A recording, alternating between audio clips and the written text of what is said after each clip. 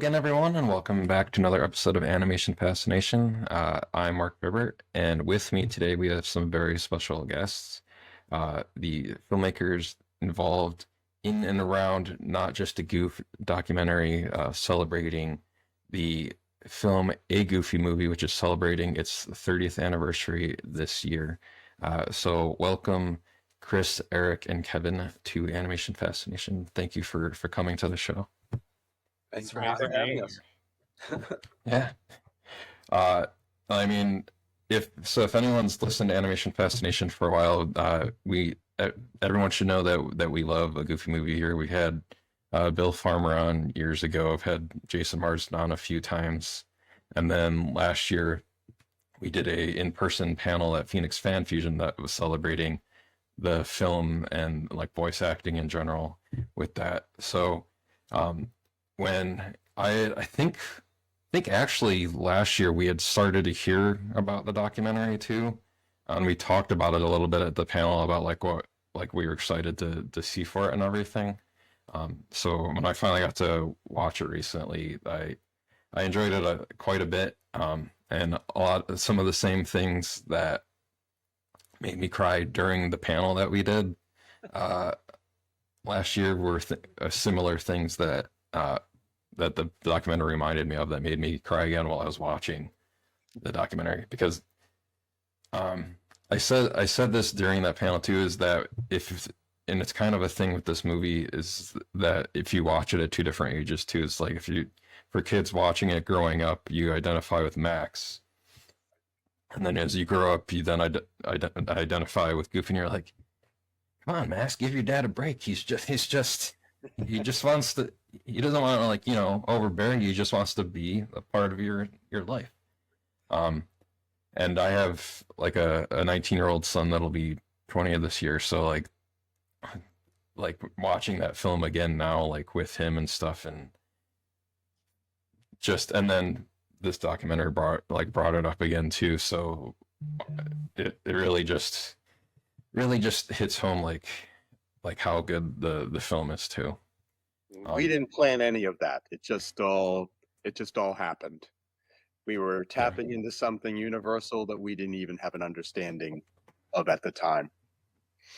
yeah. I mean, it's so well done. And then I I guess what I would say for this too is like kind of general question for like the documentary is like not just a goof kind of sheds light a bit like on the untold story of a Goofy movie. So what inspired you to bring this documentary to life, and why do you think now is like the right time to kind of go back and tell the story? Well, the project started back in 2020, and it really came out of a desire to, like a Goofy movie is Eric and my favorite Disney film. It's among our favorite film in general. It's just one of the greats, and we always had heard. I've known Kevin for a little bit. Eric has obviously known Kevin a lot longer, but in our interactions with Kevin, we would hear little stories, little things that we'd be like, "Wow, I don't know if anyone knows that," or "Wow." So we're also fascinated with behind the scenes documentaries, specifically on Disney, and we thought, like, why can't we make uh, the definitive kind of behind the scenes story? Why can't we be the ones to tell that story?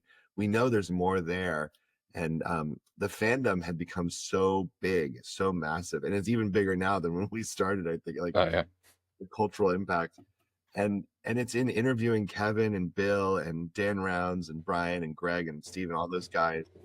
You start to hear more stories, and um, became very clear very early on that, oh, we're making a movie for the fandom, and that is worth telling. It's If we want to hear these things, probably there are others who will want to hear these stories.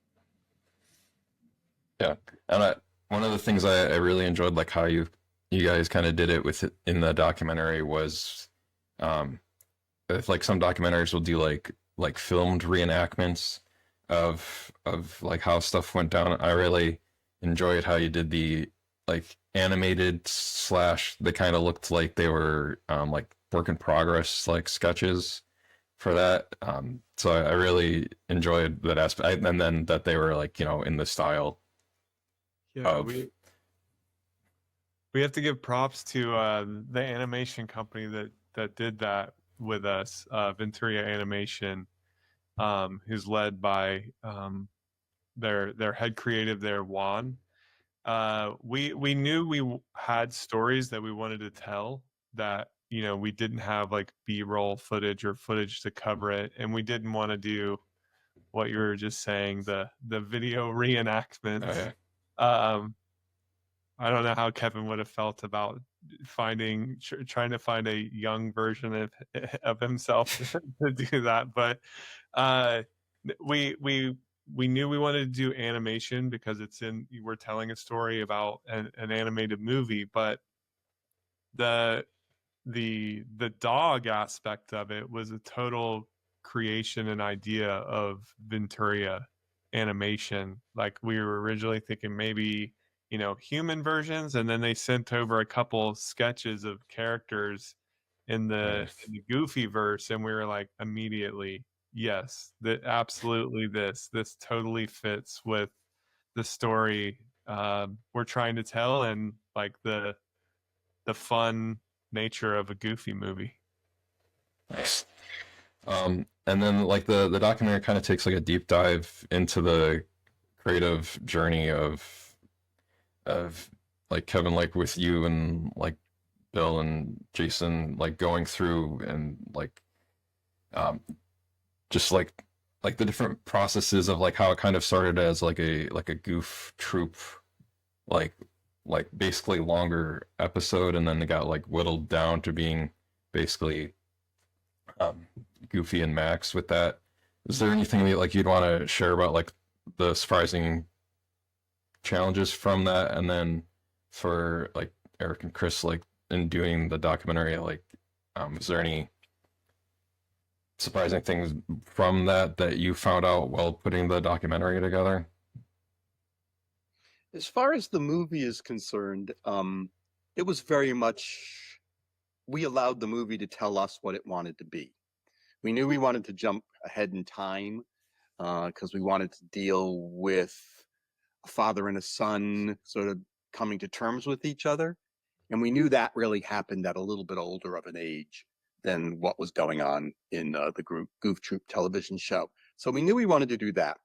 But the movie kind of evolved from being maybe more gag oriented to being more emotional over time. We kept diving deeper and deeper into what's going on in these characters' heads. What's the psychology of a father-son or parent-child relationship. And so a lot of the big gags got kind of whittled down. They're still there because they're all a part of the tone of the movie and who Goofy is, but it did lean much more towards being something that was that had some real truth.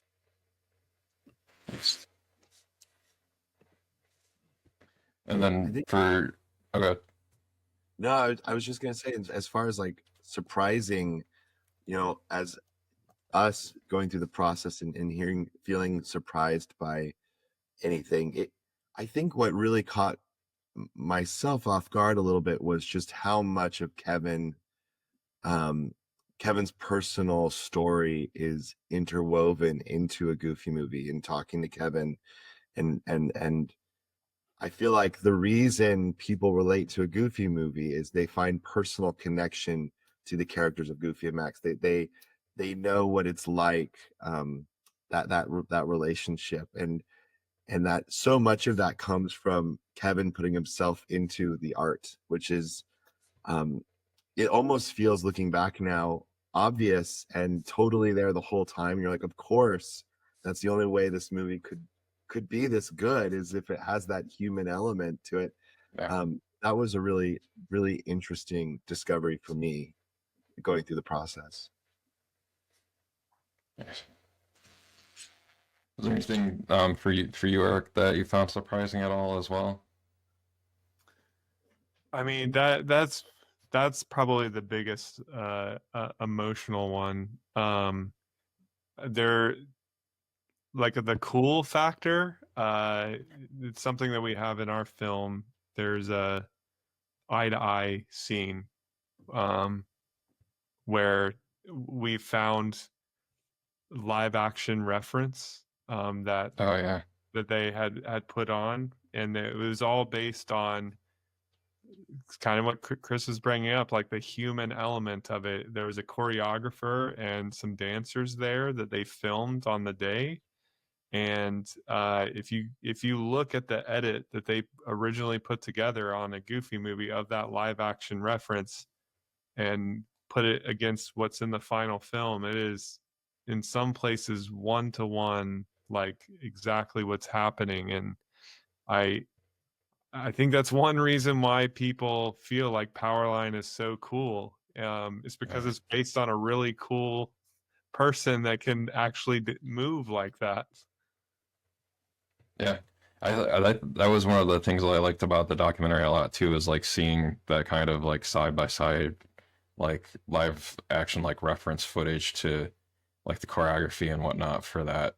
Like, and I know that was like done a lot, like in the past for like Peter Pan and like Alice in Wonderland and whatnot, with using like live reference for it. And just, I think pretty much still in general, kind of like, I know animators will kind of like look at themselves in the mirror, or like tape themselves doing like scenes to like, you know, kind of get it across for themselves. So I always like find that kind of stuff interesting too. So I think a lot of people, I saw there's a clip of the Demichi, I think is his name. He does like a lot of the Powerline like dancing videos. But I see like there's like that little clip of like him in there at one point, so I liked. But one of the things in here too that I found kind of surprising was the stuff with Jeffrey Katzenberg about wanting, like originally like wanting Steve Martin to be the voice of Goofy in it, which, like, nothing against Steve Martin, but like that's not Goofy's voice. But I think what he was pushing for, Mark, is you know, he wanted it to be more emotional. He's always pushing us to make, you know, what's really going on here? How can we make this more emotional? I mean, not that he wasn't thinking that he could put Steve Martin on a poster to sell the thing, but I think what he did want was for us to become more real. And yeah, in a way, you know, I always felt like you listen to Jeffrey's note, you don't necessarily use his solution.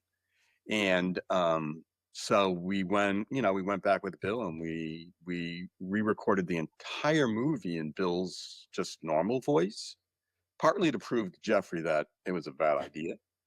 But also, like, I think one of the benefits is that it helped us discover what our Goofy could be, you know, how we could embrace the Goofy character and how that character could grow in our movie. In fact, I think there are even a couple of lines of dialogue, I think in the hot tub scene, that are from those recording sessions.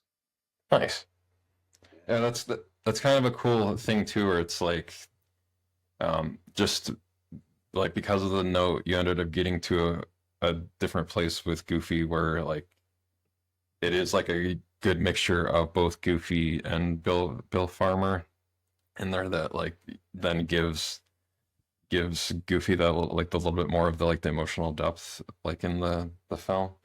He's always been a character that's evolved over the years, right? Yeah. He's taken on many different roles, you know, at the studio. So we felt the liberty to do that, to keep going with it. Yeah. And then like the one of the things that I really enjoyed about the documentary too is that, so this seems like a thing in general with maybe like, I feel like beloved like 90s, maybe like Disney movies in general from the 90s, is that they maybe weren't like initially like fully embraced like when they first came out, but then have built cult statuses on them and like become more popular as the audience that they were made for like grew up with the film.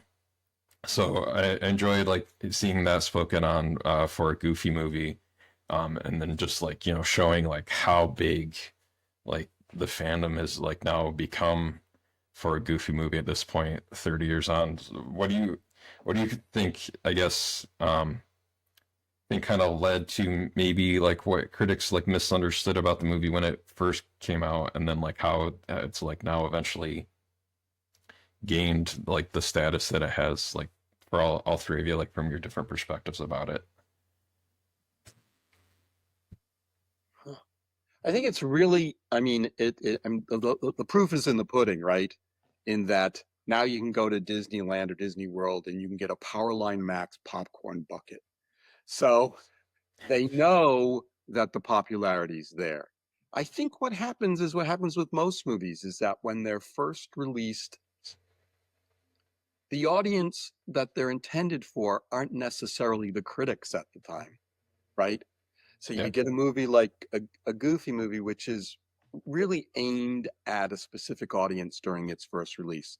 That audience grows up, right? They have their own kids, and now they're all in the workforce. In fact, some of them are critics. So they embrace the movie in a way that maybe earlier, the critics at the time in 1995, they just weren't ready for it. Right. So I think it really is an evolution of the audience. Yes. I was just going to say something very similar, which is, everyone has their own version of Goofy that they know and they're familiar with and what they perceive to be Goofy. For me, a Goofy movie is the quintessential Goofy. I look at some of the newer cartoon shorts that are out today with Mickey Mouse and Minnie and Goofy, um, and I enjoy them, but I do look at them and I go, that's not quite the Goofy that's not the Goofy I know. Like, that's not the one I'm familiar with. Right. Um, you know, so I think it still goes on and there will be more iterations. It's almost like if you ask Kevin who his Batman is, he might have a different answer than Eric, right? It's like, it's just generational, and it kind of evolves with the next generation. It's even in the movie, Chris, right? I mean, Siskel and Ebert talk about that, it's a different Goofy. It's not the Goofy that I remember from my youth. And I think they say something like, they tried to make him with this Prince figure, and you're like, yeah, it's awesome. I don't know what your problem is. Yeah. And then like with that too, Goofy movie is kind of ahead of its time in many ways too. So how do you think the way that it's influenced animated films since, like exploring themes of like fatherhood or identity and belonging, and like how do you think, because the documentary touches on that as well. So how do you think that these like themes kind of like resonate both with the audience of the film, and then like how that has been taken, like the lessons of like telling the story like that have maybe like been brought into animated films that have come out since a Goofy movie? To me, this is something Chris and I discussed like early on in the process of making the documentary, is that a Goofy movie, it's centered around a very like domestic, like human life type story. It's, dealing with school and, your friends, your parents and all that. For me, it was very much like a Pixar movie before Pixar was really popular. This came out before Toy Story, right? Yeah. I know it was being worked on, but it was very much like a more human, like everyday human story rather than like a fairy tale or a big epic or something. And I feel like that was highly relatable, and why it still connects to, this day with people, is because it's about growing up, and it's about the the real circle of life. Oh, yeah. What if dealing with being a kid and being an adult and those relationships. It's very true. Got And so one of the other things too is that the documentary features like kind of like rare archival footage like we talked about, and like some unseen concept art, which I enjoyed seeing, like the like kind of side by sides of like the cinematic like rough drafts like with like the final film. Was there any like particular material that like stood out to you while you guys were putting the documentary together? Well, I have to give kudos to these guys because I gave them a box of tapes and a big box of tapes, and they actually had to watch it all in real time. I think you guys said like 100 hours worth of footage. And in that process, they discovered lots and lots of things. I also had, a file of a lot of stuff that I scanned for them and said, hey, this is all the art I have. I'm sure there are others out there who might have some things, and we'll hunt it down. But here's the art. Go for it. And they came back with lots of questions, right, guys? You had questions like, what is this? Yeah. When did this fall in the process? When was this drawn? It's an embarrassment of riches for filmmakers to go through, because Kevin, like on those tapes, we have 3 or 4, 5 different versions of a Goofy movie in different states, right? So there are tons of scenes that were in the film that just changed completely or got cut out of the picture. And some stuff is really wild out there stuff. It's pretty cool to go through it, but when you're making a documentary, you're trying to stick to the story. You're like, okay, how does this fit into our narrative? So some stuff just gets kind of, shuffled out because it doesn't work for what we're doing or what we're trying to tell, which is the story of these ragtag first-time filmmakers.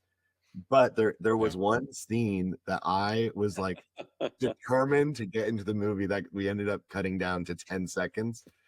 But there's an entire sequence of a deleted song called Bad Bad Boy, and it's I wouldn't even say it's rough animated. It's just boards. It's like storyboards. Yeah. But it is so wild, Mark. It's at one point there is an alien xenomorph like on screen with Pete singing. It is the craziest, most delightful, wonderful thing, but it just didn't fit within our story. It's a distraction. Chris tried and tried. He tried so hard. The whole scene was in the early cut of our film. The whole scene was in there, and a lot of us were all saying, it's a little too long. And then Chris, I think we showed a early cut to Kevin, and Kevin was like, yeah, there's a reason why we cut that scene. Yeah. Oh, that's kind of funny too. That it would have a xenomorph in it, like long before, like now Disney owning Fox. We were predicting the future. Yeah, retroactively, you want to need the licensing for it. But like kind of like going with that too is that, or like along the lines of some of the stuff like with the film, with like Max's journey in this, like how that, and how we talked about it a little bit earlier, like how the generation that's grown up with it, like how his journey has like struck a chord with those that like have grown up with the film. Like what do you think it is like about Max's journey like in this film that we kind of talked about a little bit, but like that is specifically kind of stuck with those that have grown up with the movie, and then by like that same thing that then flips them around to then identify with Goofy later on. What's funny to me is just yesterday I opened up these folders of reviews from the time. I shouldn't have done that. I got sort of sucked into the deep end. But what I found was an envelope of the studio writing back to a couple of complaints about the movie. And those complaints, as you can guess, were like, Max is disrespectful. He talks back to his dad. He disobeys his principal, yet gets rewarded. And I think that that's exactly what audiences, especially maybe general audiences, respond to in that character, is that he does have honest feelings, and he does do things that that live in you as a teenager, right? That rebellion, that talking back, that he does all of those things. But his journey, where he gets to in his journey, is one of understanding, right? And that's what's sort of beautiful about it, is it gives you a gateway to understand that you'll make it through all of this to a better side, to a better place. There's a way through all this angst and anxiety that you carry as a teenager. And I really think that's why, and it's what Disney was very nervous about doing. I remember we almost had to cut Max's meltdown after Lester's Possum Park, because the notes, the cards that came back were like, oh, my least favorite part of the movie is when Max yells at his dad. And I had to stand there and fight, like, of course it's your least favorite part of the movie. Of course it's supposed to be. This is the last blow. We're going to watch him grow from this place. But I think that's what I think audiences appreciate about it, is its honesty, and that's what they connect to with Max. Yeah, I agree. And like Jason does a great job with his like voice work in the movie too, as does Bill with like all of their scenes together. Did they record anything together, or was all of their stuff recorded separately? Most of their recording was together. Right. They're voice actors, so they live in Los Angeles, right? And that's what they do for a living. They're not off in Indonesia shooting, a live action movie. So it was very easy to get them together. And whenever I could, I got them, I got actors together in the room that were working off each other. So, I think in the film, there's even some footage of Kelly Martin and Jason together doing a scene. Oh, yeah. Yeah. So we just tried to, because we had that luxury, put them in the same room. And I think something magical happens from that, right? Sometimes unexpected things, or things that are real, happen. Yeah. And you can still see that, like the chemistry of those two, like still now, just like how good of like friends they are and whatnot. So you can definitely I think you can definitely feel when they're recording that together, rather than like if they would be separate, just to like how they would feed off of one another. Yeah. And so like another thing about a Goofy movie, and then that you guys touch on a lot with, like we talked about a little bit with the choreography, with the live footage from that, is that like the movie's soundtrack has become like particularly iconic, like between like like Eye to Eye, with like Powerline's taken on his own like side like cult status, even like apart from the movie in and of itself. So like, I sure wish the studio would embrace that. I think there's a whole avenue there that's really untapped. I mean, they never made a Powerline album. It seems strange to me. They're dipping a little bit into it, because they just did it was like the I don't know, like the emo kind of album, where it was like Disney covers, and one of them was Magnolia Park's cover of Eye to Eye on there. Yeah. So like, I mean, they could always have like a Powerline character. I mean, I know they have the Max version of like in the Powerline costume. I've asked them to do it, Mark, many times. I said, when do we get a Powerline walk around? Come on, guys. Yeah. could have like a musical thing there at the park where he just like does a song. Absolutely. Did you happen to I'm just curious, and it's okay if you didn't, it would be, it's fine. I'm curious if you stayed through the credits of the documentary at all. At the very end. Oh, There's a little pop-up scene at the very, very end. That's all I'm gonna say. But you should go. I encourage everyone to stay through the credits. There could be something that Eric and I are trying to to really get people behind. So I'm gonna have to go back because I think I cut it just before the very end of the credits. yeah. You and everybody else, Mark, it's no different. We've all been Yeah. conditioned. Yeah. I even made my wife sit through the credits of Snow White. Well, there you go. I mean, it's in credit tags for documentaries. yeah. I mean, Cinderella could have came in and said, you're a part of a much larger universe. You just don't know it yet." To Snow White. I'm always hopeful that something's going to happen. Yeah.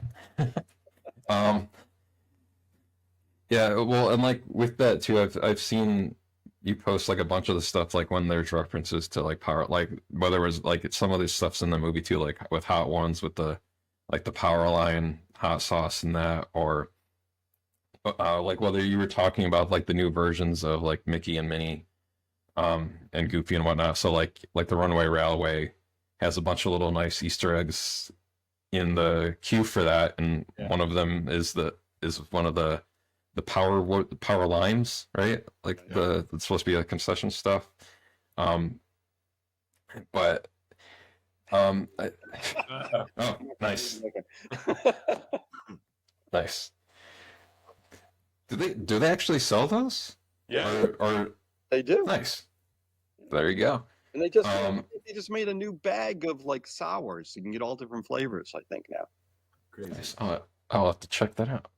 And then you've kind of mentioned that like this project kind of serves as kind of like a spiritual sequel to Waking Sleeping Beauty, which is another fantastic Disney documentary. If people haven't checked that out, in like what ways do you think the stories of like a Goofy movie and like the evolution of Disney animation around the time of when a Goofy movie came out kind of connect to the broader narrative of Disney's transformation, like within the 1990s? You touch on it a bit in the documentary too, like with the Renaissance and whatnot, but like what do you think with that? Well, Waking Sleeping Beauty is one of my favorite documentaries. I think John Hahn is just a really tremendous filmmaker, and a very kind, supportive individual. But we had no idea he'd be involved when we, started making the movie. Like, he came on board a little later, but Waking Sleeping Beauty was always a North Star for us. I grew up in the 90s, so the 90s Renaissance is extremely important to my youth. Films like Beauty and the Beast, Lion King, Hunchback, Tarzan, these are the movies I grew up on. And in Waking Sleeping Beauty, he talks about a Goofy movie for about 6 to 8 seconds. And that's it. And that's always been my problem with Waking Sleeping Beauty. They said this could have been a perfect film, Don, but you didn't talk about a Goofy movie enough. No, I didn't say that. But what we did say is like, that's our documentary. It fits right in there. If you take those 6 to 8 seconds and stretch it out, that's where our story lives. And I think it's an important story to the Disney Renaissance, because the Disney Renaissance period was Disney figuring out who they were again. I mean, it was a time where the Disney company, just before the Renaissance, they were in a bit of a lull. Things weren't necessarily where they wanted them to be.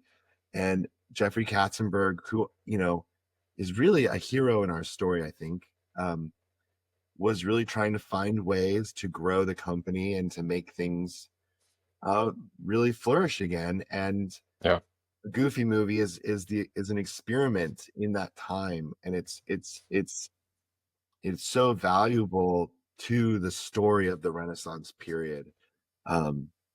So I'm not sure if I quite answered your question, but I do think that a Goofy movie is so relevant to the Renaissance period, and really speaks to the time of the studio and what the studio is going through.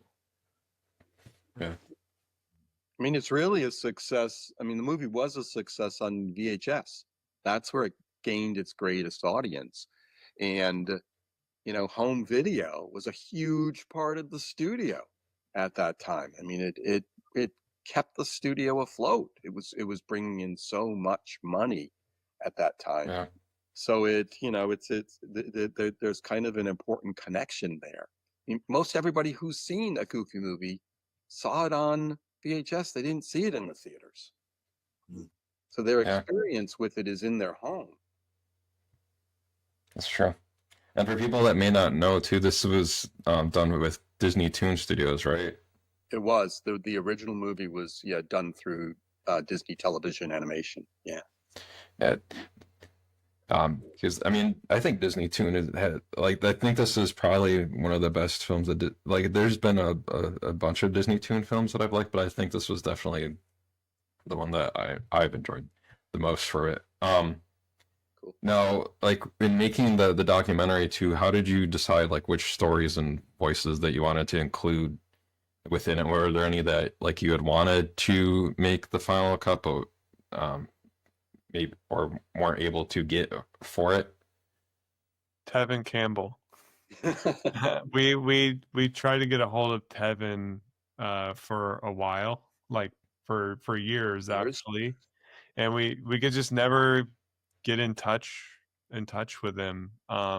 He still has a presence in the film. Obviously, we didn't think we could do a Goofy movie documentary without highlighting Powerline. But yeah, I would say that is the biggest. But I mean, our story is really about the ragtag team that made the film. So obviously the director Kevin is going to be at the center of that, and then speaking to Brian Pimentel, the head of story, Greg Perler, the editor, Steve Moore, who was like a storyboard artist and like a sequence director on one of the scenes. It's like people like that, and obviously Bill and Jason because they're the leads, but it really centered on this ragtag team that was making their first film together. So that kind of was our North Star and directed us on like who was like included. That wasn't your intention to begin with, was it? I mean, I remember maybe No. a proposal early Yeah, on. we started out with this being a film about not even particular a film. It could have been like a YouTube thing about the fandom of a Goofy movie. But it wasn't until we got that treasure chest of videotapes from Kevin that it turned into what it is today, a film for the fandom. There's just so many good stories that talking to all the people that made it was necessary to tell that story. Nice. And so the documentary is also set to release on Disney Plus on the 30th anniversary of a Goofy movie, which is April 7th, correct? Correct. Yeah. April 7th. And I believe this episode should be out before then. So if you don't already have it added to your queue, add it to it now before it comes out. How do you kind of hope that this documentary will influence maybe like a new generation of fans? And what do you think the next 30 years will hold for the legacy of a Goofy movie? I don't know if I can answer that one for you, Mark. Okay. I'm going to be long gone by the time it hits its 60th anniversary. I hope anyway. Man, oh man. I don't know. What's interesting about the movie is that it seems to be cyclical, right? It hits generations. It's being introduced to a whole new generation now. And I can only hope that cycle will continue, right? That those kids will grow up and show it to their kids. And that Max and Goofy cycle will keep playing itself out. That would be wonderful. Yeah, I told you guys off mic, but before we started, but the with like how I've felt like that with just like how much I've identified with like Goofy now and like that kind of relationship with my own son. So I definitely have evolved from Max to Goofy while watching the film over the years. Maybe we have to make the next piece has to be Goofy becoming a grandfather, so we can have all of that just circling around. Yeah, a very extremely Goofy movie. No thanks. There you go. And then so I guess and then with that too, just like with the fandom of I brought up Dimitri, who's done like all the Powerline like dancing, and then we've Kevin, Ted Sowards took part in like some of the live action Goofy movie reenactments he's done. Just like how's that both like for you, Chris, Eric, and Kevin, like how's like what have been like your favorite like maybe like fandom scene things that you've seen or come across of people that are like a fan of a Goofy movie that you've come across over like the years, and just like how their love for the film has been exhibited maybe in different ways. Well, the first thing that comes to my mind is the Atlanta episode by Donald Glover, which came out while we were making our documentary and totally blew all of our minds. You hear the description, it's a documentary about a Goofy movie, and we thought like, oh, I guess our project is over. What is this Atlanta episode? And then we sat down and watched it, and you realize like this is so much, it's so unexpected, but you can tell that a Goofy movie matters so much and so deeply to Donald Glover and the story he's telling and to that community. And it was really that was like a real wake up call for Eric and I, because I think that we all sat down and we're like, oh, wow, I think the cultural impact of a Goofy movie is even bigger than we had even thought it was if it's ending up on Atlanta. And so that really drove us to like, I think we have a story to tell. This is more important than ever. But that as a piece of fan art is like really amazing. It's just The movie's become much bigger than just a movie, right? In the hands of other artists. Like Chris, when I first watched it, I was initially kind of angry. I was like, what's going on here? Wait a minute. I directed this movie. But by its end, I was so proud that the movie had been embraced to tell a bigger story, right? That's art. That's what art does. It carries on and influences others to create. So I was very moved by it.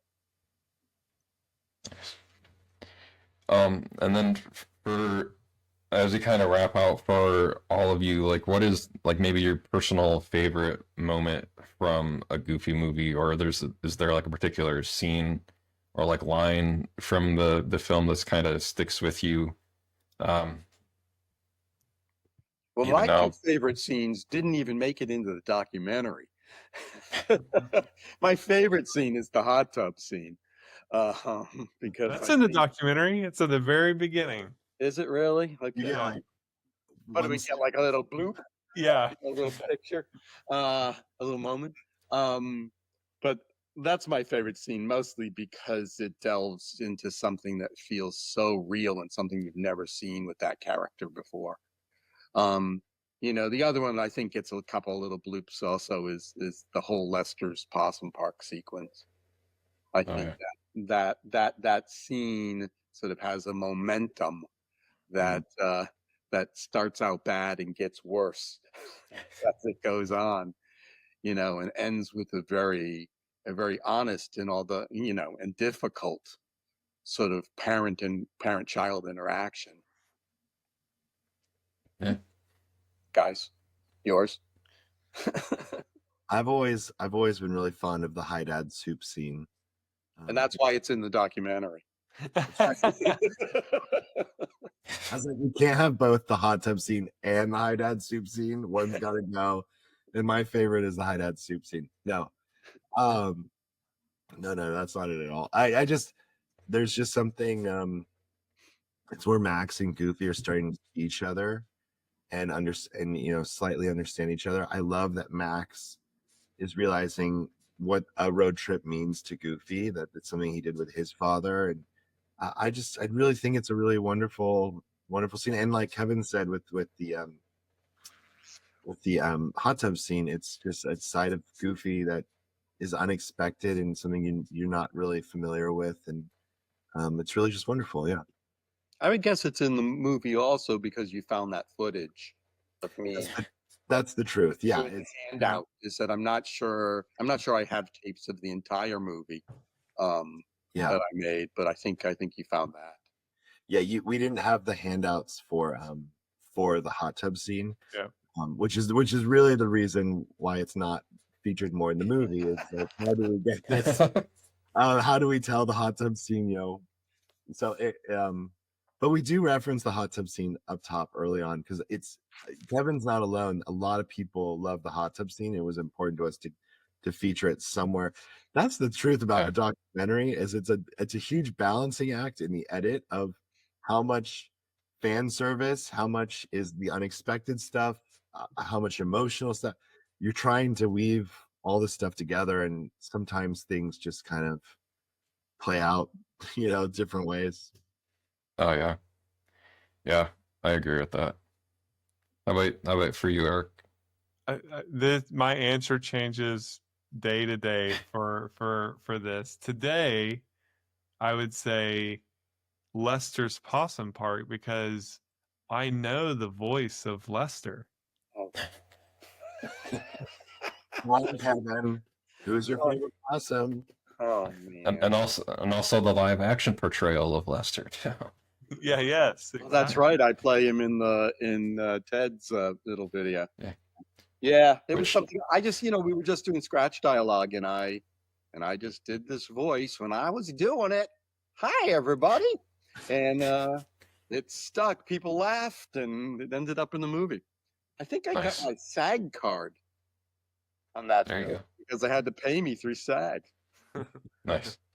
And like the last thing I'll ask you guys will be as we approach the 30th anniversary of a Goofy movie, what do you hope audiences will take away from Not Just a Goof? And then like what's the one thing you wish more people maybe understood about a Goofy movie that the documentary highlights for them? That there should be more a Goofy movie stories after this. Yes.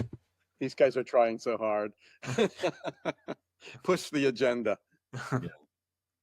For me, it's really about, and I hope this comes across, that two guys decided to make a movie, right? About a movie that they loved. And they just did it. They went out into the world and they did it blindly, maybe with a high level of naivete, but they just made something. And here it is now being shown on Disney Plus, right? Against all odds, really. And I told them that at the beginning. I said, don't, expect this. You should expect this to crash and burn because you're taking on, one of the largest corporations in the world here. If they don't like it, they'll just crush you. But they've really embraced it. And I think there's a story in that. I think there's a story of grit and perseverance and following your dream, following what your heart tells you to make. Right? Yes. Wholly agree with that. How about for you? It up, Chris? Huh? That's so nice. I hope people, man, what do I hope people take away from it? We kind of touch on it in the documentary, but I hope people, we live in a weird time with the internet and how people decide to use their voice on the internet. And one of the themes of the documentary I keep coming back to now is I hope people feel free to love the things they love, and despite what critics say of a movie at the time, if something speaks to you and you love something wholeheartedly and believe in it, like hold on to that. Like there's value in what you enjoy and what you love and what you do. And I think that's so important to remember, and you know, kind of the important to march to the beat of your own drum. And there's a huge community who love a Goofy movie, and it was kind of, you know, it wasn't loved at the time by the people who were dictating what, you know, what was good and what was not. And but despite that, despite the critics, it found its audience in a really big, powerful way. And that's something I'm learning throughout this whole process, is just Kevin really encouraged Eric and I to be vulnerable and to put ourselves into the film, and that's something we were a little hesitant to do. But I think vulnerability and love and just being honest and loving what you love is such an important lesson that we're still figuring out and love it and learning. Nice. How about for you, Eric? More Goofy movie stories. Nice. Very nice. We need more Goofy. We need more Max. We need more Powerline. Yeah. There you go. Roxanne has to come back, right? Everybody wants Roxanne to come back. Yeah. Well, there you go. There's Steve Martin there. He has familiarity with people named Roxanne. He does. He does. There you go. So if people are watching this in the present, the documentary will be on Disney Plus on April 7th. If you're watching it in the future, it's already on Disney Plus. And if you're watching it in the past, it'll still be on April 7th as well. But I want to thank all three of you for joining Animation Fascination today. We really appreciate it, and for taking the time out of your day to talk to us about the movie. And I want to again tell you how much I enjoyed the movie. I highly recommend it to everybody to check it out. It made me cry. So there's a winning endorsement for you too. So if you're if you're a parent, or even if you're not a parent, I think it'll still make you cry too. So I've been surprised that we've shown it at a couple of festivals and people have cried. People have cried who have never ever seen a Goofy movie. that's just because it's the way that, because I'm not going to spoil anything, but just the way that stuff is presented is done in a way that's effective filmmaking that touches you enough. So then, but that is all I will say without going any further. But again, thank you guys for joining Animation Fascination today. And if people want to find you guys online, if you want them to find you, where can they find you? You can I find never remember. I never remember mine. So these guys Okay. can tell you where to go. You can find all of us at Goofy Doc Film on Instagram and X. You'll find all three of us for sure. All right, there you go. Well, thank you guys again, and thank you for seeing eye to eye today. Oh boy. You're welcome, Mark. All right, bye, everybody. Bye-bye. Bye.